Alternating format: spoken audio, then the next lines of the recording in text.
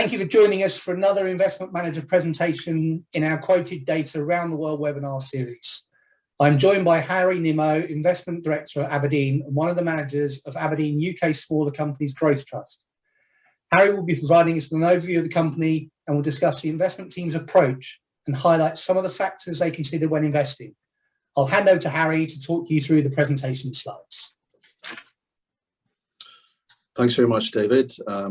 Thank you for the opportunity to speak to you about the Aberdeen UK Small Companies Growth Trust. We've got an agenda and it's up in front of you. I'm going to give a brief outline of the trust itself and then speak about the team and, very importantly, the investment process, which has been unchanged since we took on this trust in 2003. I'm then going to touch on environmental, social and governance, ESG matters, then look at the performance and dig into the portfolio. And then, very importantly, right now, I suppose, given what's happening, market timing. And then briefly, just to sum up why Aberdeen, for the Aberdeen UK Smaller Companies Growth Trust.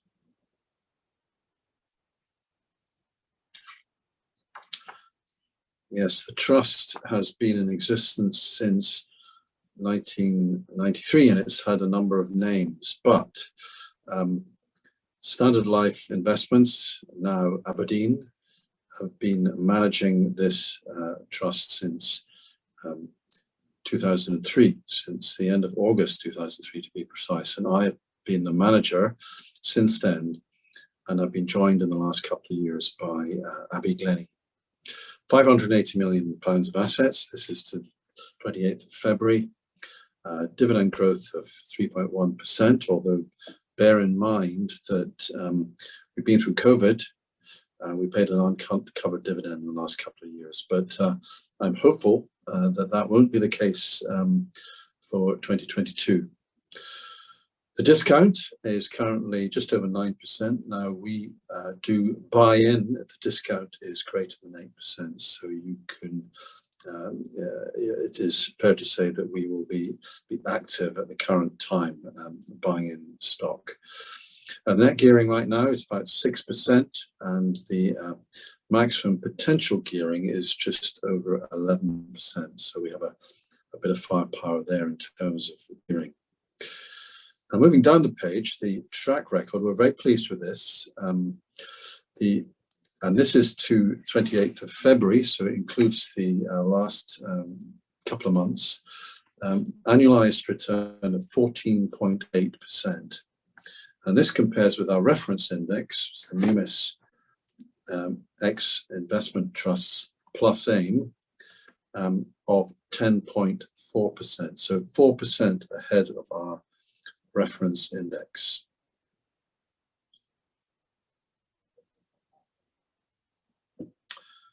The team, I have a co-manager, it's Abby Glennie. She's been with Standard Life and Aberdeen for 9 years, and she's been on smaller companies for 7 years, and she has 14 years experience in the industry. So she is highly experienced, and she is the co-manager, and she's been in that position for over a year now. We also work with Amanda Yeaman. She has been on the sell side with Investec. She's been with us for 2 years and has made a big impact. So it's a tightly knit team. We call it a pod, and we speak daily, more than once a day, on where we are in the portfolio.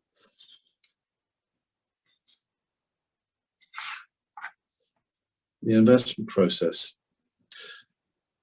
These are our principles, and these principles have actually been in place since even before we took on this trust. We like to think that we have been very standard, consistent in our approach. It's basically been in place since 1997. Remember, I've been in charge of smaller companies at Standard Life and Aberdeen since 1993, so a wealth of experience in the sector. We combine quality, growth and momentum, QGM, as we sometimes call it. First off, We focus on quality to enhance return and reduce risk.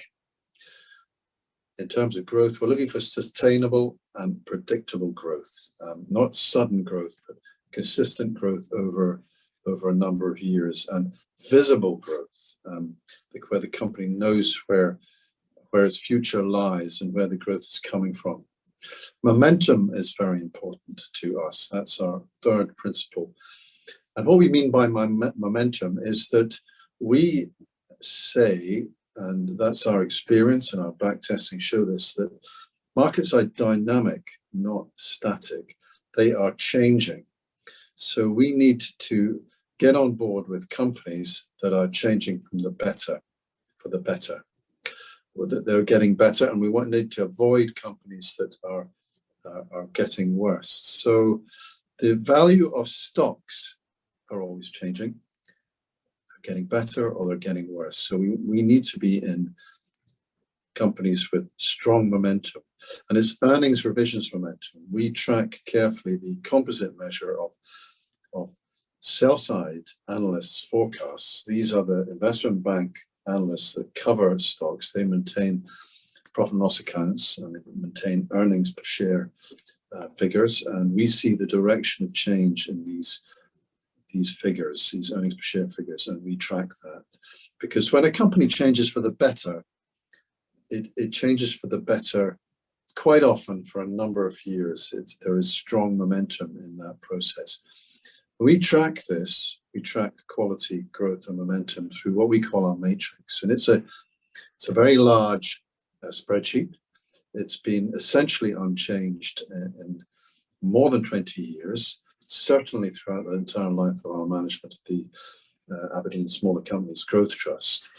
And we back test it. We see when it does well and when it does less well. It doesn't work all the time, but it works the majority of the time, and it adds value. And that can be seen from our return numbers. Remember, I mentioned that 14.8% per annum on a compound annual growth rate, compared with, which is 4% more than our benchmark. Now, bear in mind that smaller companies are more volatile than larger companies, and in theory more risky. We try and reduce that through our quality, growth, and momentum process. Moving on to factor number 5, invest for the long term. We don't turn over our portfolio aggressively. We tend to hold stocks for 5 years. We see that as the right average length. So a 20% turnover is what we have in our portfolios. Now, management quality, that's important to us. It quite often means there's a founder on board and there's low turnover in staff, particularly at a senior level.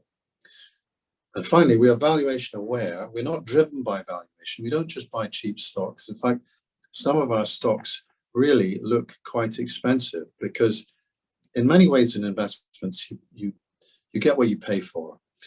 Great companies with outstanding growth prospects are sometimes more expensive than average, but they're less expensive than it seems because they have good earnings momentum.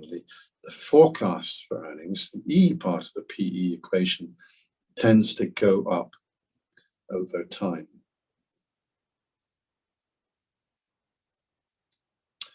I've just highlighted a number of other factors within our quality, growth, and momentum approach to investing. So balance sheets, cash flows are very important to us. ESG is as well. Return on equities, operating margins are important. Founder-run businesses, I mentioned that, low staff turnover are important too. We tend to avoid loss-making or blue sky companies. These are the most risky. We also avoid highly leveraged, highly indebted companies. And we also avoid the more cyclical businesses in the market and companies with poor track records. We're not trying to spot turning points in companies fortunes. We are trying to get on board with companies that are getting better. So we avoid companies that are tending to cut dividends, that sort of thing. Now, in terms of growth, threats from new entrants to a market, we're trying to avoid that. And also where growth is entirely acquisitive, when companies buy businesses as their only means of growing their businesses. So on the momentum side, when earnings forecasts are getting cut, we don't like that. And deteriorating matrix scores. The matrix is our quantitative approach, which I described briefly before. There are 13 measures.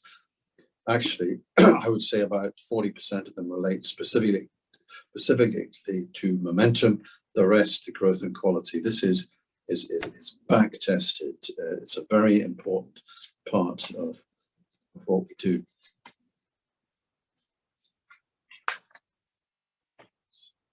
You might think that UK smaller companies are entirely about tiny companies investing in the UK with businesses that are exposed to the UK. That's not really quite the case.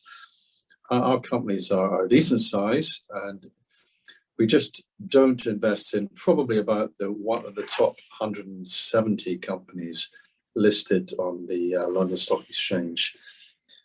So quite a lot of companies, up to a market capitalization of about 1.6 billion these days. Indeed, because of the concentration in the UK stock market, this actually only includes the bottom 10% of the market. So it's the bottom 10% of the market that we're investing in. And many of these companies are UK leaders, but they also, we have companies that are indeed global leaders. And many of our companies are expanding internationally, and roughly 50% of the revenues of our companies come from outside the UK. Now, some of these companies you may have heard of: AJ Bell, the investment platform; Telecom Plus, that's the alternative utility supplier. Their brand is Utility Warehouse. And then there's the Mortgage Advice Bureau, the lending platform for mortgage advisors. Games Workshop is a niche, a tabletop board game, but it has a global market, including big shares in the US, in Europe, and increasingly in the Far East. Focusrite is a world leader in techno music, used increasingly on pods and on the internet generally. And Future is I think it's fair to say, a global leader in digital media. Companies growing internationally, we have Cranswick in pork products, and we have GB Group in ID verification. Another of our big UK leaders is Motorpoint, which is the used car dealer. It can you can buy cars online, have them delivered to your house, a lot cheaper than some of the alternatives, Cinch and Kazoo and the like, in terms of buying the shares. That is.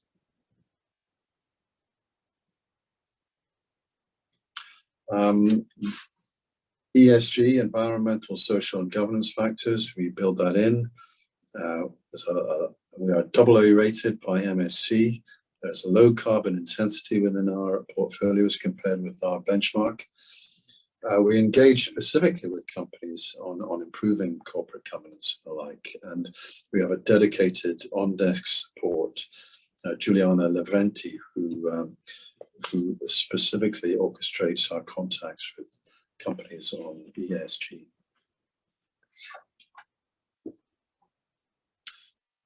Just to point out the long-term strong performance. This is capital returns since we took over the trust in 31st of August 2003. both in terms of share price and NAV. Share price has done better, but remember when we took this on, there was a large discount to net asset value, which has narrowed considerably. Substantially more than our benchmark, the Numis Smaller Companies Index, and more recently, a Numis Smaller Companies Index plus AIM. And indeed, miles better than the FTSE 100, the large company group. But bear in mind, certainly in the last couple of months since the end of the year, it's been much more difficult to make progress in weaker markets, and there has been setbacks in terms of capital performance. Now, what we're talking about here is relative performance. How are we doing relative to our benchmark?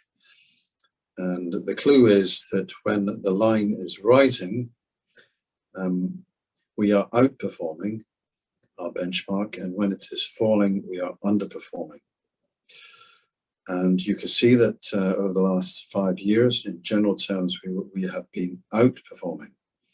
Now, I've marked some of the macro factors, shall we say, that have changed the direction of performance. So it's fair to say we had a good COVID when markets were falling rapidly. We actually did pretty well. Our investment process, and our funds tend to perform well when the economy is getting worse, when it's going into recession. But it also performs better when investors are looking at the micro. Our process is about picking stocks. So the performance is the composite of our individual stock decisions. But sometimes markets look at the macro. They look at what's going on in the world rather than what's going on within individual companies. And this can change things dramatically. For instance, when a successful vaccine was announced back in November, there was a period of underperformance in November 2020 as low-grade stocks recovered significantly. Also, when it became clear that interest rates were going to rise in the US in January, the early start of January, this is coming from the Fed chair in the States, we had a period of underperformance again. And certainly in the invasion of the Ukraine has not helped in this respect in the last week. So the important thing is when stocks are looking at the bottom up, we do well. And when they're looking at the top down, the macro, we sometimes have short periods of underperformance. Now, a point to make is the long-term performance, as you can see, has been exceptionally strong. And when there is sight of a specific recession, that is the time when good companies do well and where the strong get stronger. So periods of falling economies, when there are setbacks, is actually generally a good time for us. Looking at the next page, this is a snapshot of the top 10. Just one or two of the stocks, you'll have heard of these, maybe Watches of Switzerland on the high street. It's been a pretty good stock recently, growing quite rapidly and making very good progress in the US and in Europe as well. Self-storage, SafeStore has been a very strong performer in recent years. We've held that for a number of years now. Kainos is the Ulster-based digitalization stock, and we bought that as a new issue in 2014, and we made more than 10 times our money in that stock. Hilton Food Group's pork in beef and salmon. More digital media, that's a big sector for us. Impacts, a specialist ESG manager, and Alpha Financial Markets in consultancy for asset management industry. Now, the key points here is that the bulk of these companies are showing strong earnings per share momentum, and that is shown in the fourth column along the arrow. You'll also notice the dividends tend to be lower than market average. This is because we are in growth stocks, but dividends are growing quite strongly. And certainly in 2021, we've seen significant dividend recovery, some really quite substantial increases in numbers. 2022 looks good for earnings per share growth still. And these are the forecast numbers in the second last column that we have. And then you have the PEs, the price earnings ratios for these individual stocks. Now, you might think they look quite high. They will be lower, we think, when our companies beat their earnings forecasts. Also, these stocks are a lot lower in PE terms than they were a couple of months ago, I can tell you that. It's not normal that we have 4 or 5 stocks with teens PE, so normally a little bit higher. On this page, I'm going to talk about sector exposure and more specifically the themes within the sectors. Now, just to pick out a few themes, we've got investment platforms, we've got with the likes of AJ Bell, we've got specialist fund managers like Lion Trusts and Impacts. We've got fund administrators like JTC. Within the software area, we've got digital media, and we have ID verification, digitalization, and the like. Self-storage comes in, and then there's quite a big feature on leisure goods, specifically computer games through the likes of Team 17, and to some extent Focusrite as well. So those are the themes. Where we are not involved with is in oil and gas, in mining, very light in retailers, travel and leisure and the like. Just to explain oil and gas, I mean, the smaller company markets, we find that oil and gas companies are really quite risky. They're often one-project businesses. They're often in parts of the world that are unstable, and they're cash consumptive. Indeed, they are risky. It's based on a commodity price, which is unpredictable, and sometimes there's very, very little visibility in both directions, which I'll come on to. And the same is the case in the mining sector. Portfolio activity, just a quick snapshot in the last 3 months of last year, some of the stocks we've been investing in. Sirius Real Estate, it's a real estate company. It's about nearshoring, as they call it. I mean, what COVID has shown us is that actually the logistics, if you are indulging in just-in-time inventory management, you might get caught out if your componentry is manufactured in the Far East, say, because of the costs and difficulties of transporting it. So there is a requirement increasingly recently to nearshoring, to have warehousing that's actually near your production facility. That's Sirius Real Estate. LBG Media is what their big title is Lad Bible, a specialist in new digital media that came to the market last year. Hotel Chocolat has been growing strongly. You see all their shops in the high street. You've eaten their chocolates, a high quality product, and it's working. The business is working well in Japan actually as well, and to a lesser extent in the US. On the sell side, got a couple of bids, San and fund administration, and Sumo in video game development. We've been letting go a couple of retailers, A.O. Weld and Victorian Plumbing, and selling a little bit of A.J. Bell, but now become a larger company. When a company gets out of our universe, we will ultimately sell it if it becomes too big. Now on to market timing. Now this is a slide I've used a lot just to show basic market timing. When there's kind of screaming buy points over the last 20 years or so, and the light blue line is the FTSE 250, the mid-cap index, and that's a good proxy for smaller companies. Actually, for the Numis, it's more there's more data on this, more accurate data. We've also taken the dividend yield on the FTSE 250, which is the left-hand axis. So what I'm postulating here through the vertical lines is that there are points when the dividend yield of the FTSE 250 has gone above 3.5%, and it happened in April 2003.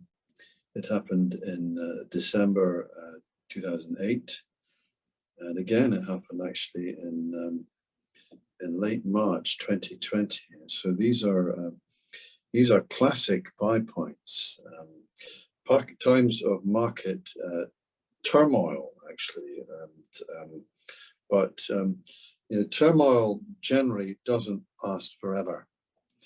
Markets have been rising steadily, equities for many decades, and there are severe setbacks from time to time, and this is just a simple way of spotting them. Now, more recently, it's become a little bit more complicated because for the first time ever, almost, there was wholesale dividend cutting in the post-COVID period. Dividends of the FTSE 250 mid-cap and small-cap indices fell by getting on for 50%. So that's why the line lurches down. Now, what this line does not actually reflect is that in 2022, dividends have been, the bulk of these dividends have been reinstated. So that line will go up. The dark blue line will go up very significantly in the next few months, and it could actually end up reaching the dividend yield of 3.5% ultimately. That remains to be seen, I should say. Now, I thought it'd be interesting to look at the price of oil over the long term. Specifically, as I used to be an oil and gas analyst in the late 80s, and I actually worked in Saudi Arabia in the oil and gas industry in the early 80s. So this is close to my heart, so to speak. And you can see that the price of oil does respond to a number of things in a dramatic fashion. One is to specific geopolitical events, like the Iranian Revolution. When there's a constriction on supply, there's also the case of a potential constriction on supply, which could be caused by a war. And you can see specifically Saddam's invasion of Kuwait back in 1989-90. Now, it seemed at the time he might not have stopped there. He might have invaded Saudi Arabia too. He didn't. And the Americans and the rest came and saw him off. So you can see a short-lived bounce in the oil price, and then it fell back down again.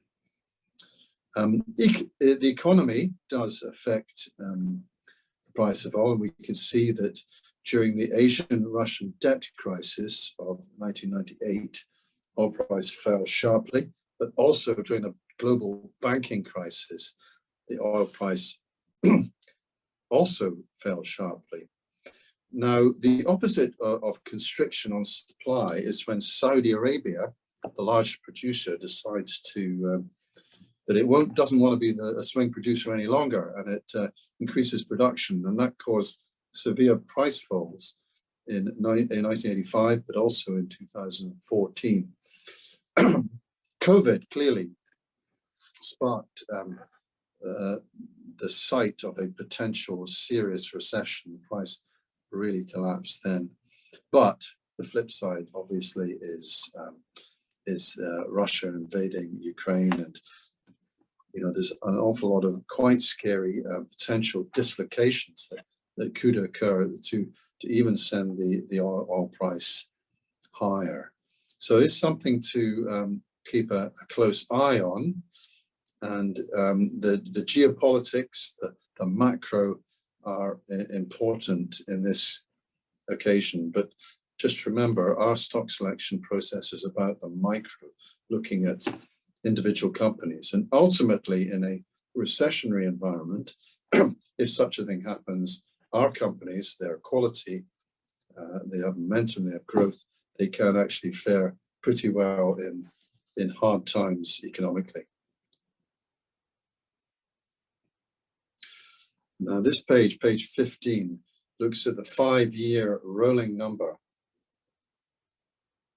So there's a couple of things I'm trying to show here. One is that smaller company investing is about the long term. You have to be able to cope with the risks in your portfolios, swinging around potentially by a lot in different periods. But actually, if you invest in when times look really bad, you can make supernormal returns. And you notice that to August 13, 2014, there's a spike here. Returns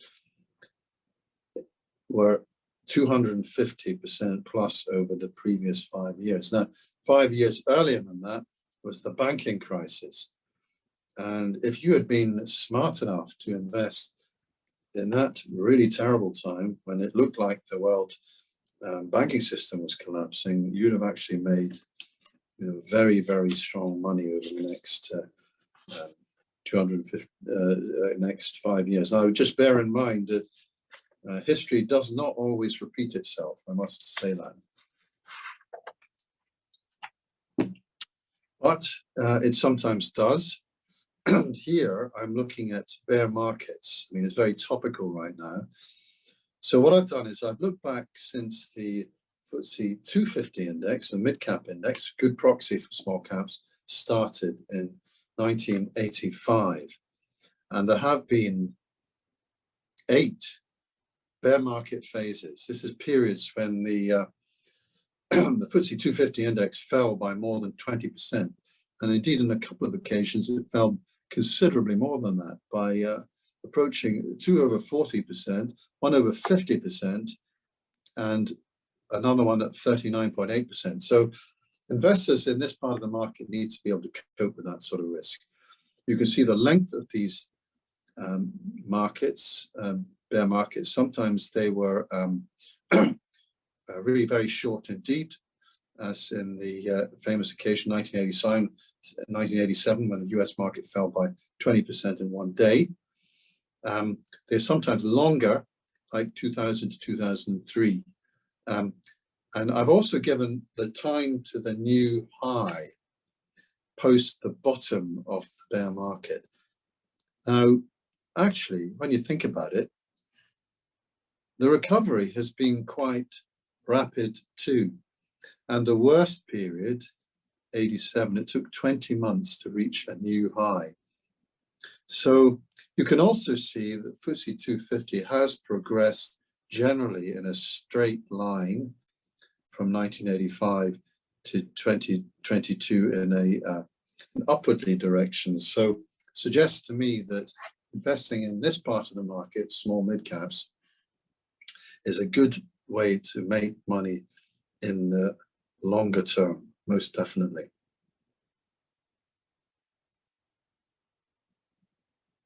Now, the next one is to look more specifically at our trust, the Aberdeen Smaller Companies Growth Trust. We've been running it since the end of August 2003, and there have been 6 what I would call bear market phases. where there's been a fall of over 20%. Again, I've given you the length of these bear market phases and the time to recovery. The worst being 2007 to 8, where it took 16 months to reach a new high. Again, the suggestion is, you know, if you're a long-term investor, just stick with it, and that's the way to make good money in the long term. And also be aware that turning points in markets can be good times to get involved. So when things are looking really bad, it's perversely, it's actually the right time to perhaps be thinking of putting more money into the market, if history is our guide. And just bear in mind that history is not always our guide.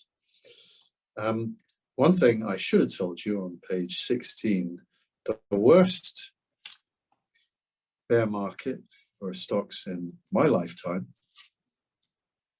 1972 to 74, the all share fell by 60% in that phase. But again, it just took 30 months to recover to a new high. And if you remember, that was galloping inflation, interest rates rising to 15%, Iranian revolution, oil price really high, 3-day week, miners strike, IMF bailout. It was a terrible time for investing. But if you saw it through, you'd make money in that in 5-year phase.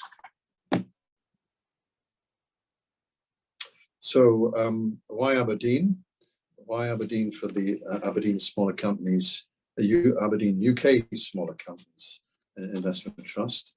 We do have a long-term track record since 2003, a consistent process throughout. We have won numerous awards over that period. We have a highly experienced team, and we think we invest in a lower risk way, particularly in these periods of recession.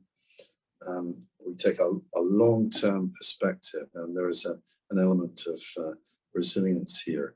But you know, bear in mind, small company investing can be risky, and you do need to take a long-term perspective. Thank you very much for listening to this presentation.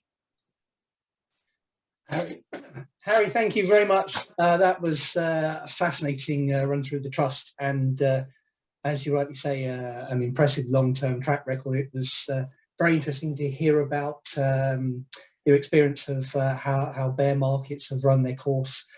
Today, please look out for our other recordings from the Round the World webinar series, which are available on our QuotedData.com website or via our YouTube channel.